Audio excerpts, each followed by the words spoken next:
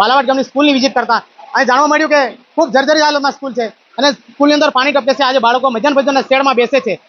આ બાલાવાડ ગામની સ્કૂલ જ એવું નથી, સમગ્ર ગુજરાતના સમગ્ર છોટાઉદેપુર વિસ્તારમાં આવી સ્કૂલની કફોડી હાલત છે. આજ બી પતરાની સ્કૂલો છે, ત્યાં પાણી ટપકે છે.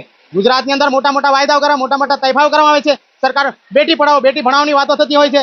આજે આ બાળક આવી પરિસ્થિતિમાં ભણતો હોય તો તમે જોઈ રહ્યા છો કે બાળક આજે મધ્યાહન ભોજનના શેડમાં બેસી રહ્યું છે. આ શેડ આ વર્ષે જ બન્યો છે. આ વર્ષે અગર શેડ નહીં બન્યો હોય તો આ બાળક ક્યાં બેસી શકે?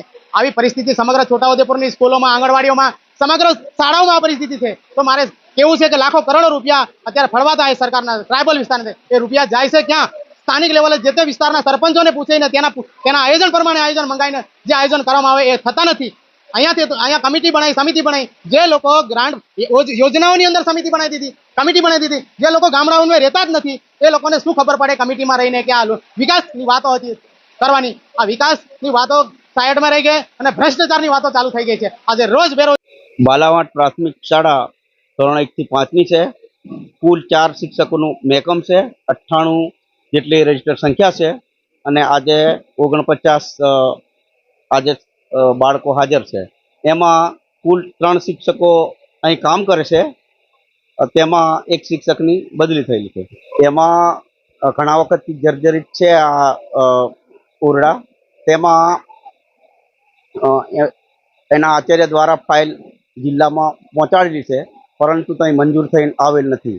તો ફરી બીજી ફાઇલ બનાવવા એમને જણાવેલ છે આચાર્યને.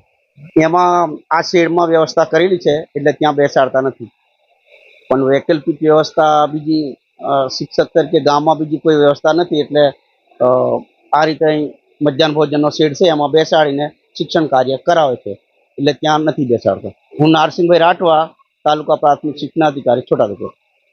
પ્રાથમિક શાળા એમાં 98 બાળકો અભ્યાસ કરે છે. 2 ઓરડાઓ છે પણ જર્જરિત હોવાથી અહીંયા મધ્યાહન ભોજન શેડ નીચે વૈકલ્પિક વ્યવસ્થા સ્વરૂપે બાળકોને અભ્યાસ કરવામાં આવે છે. તકલીફ તો પડે છે પણ હવે ઉપરની કચેરીથી મંજૂર થઈને આવી જશે એટલે ઓરડા બની જશે, પછી ઓરડામાં બેસાડીશું.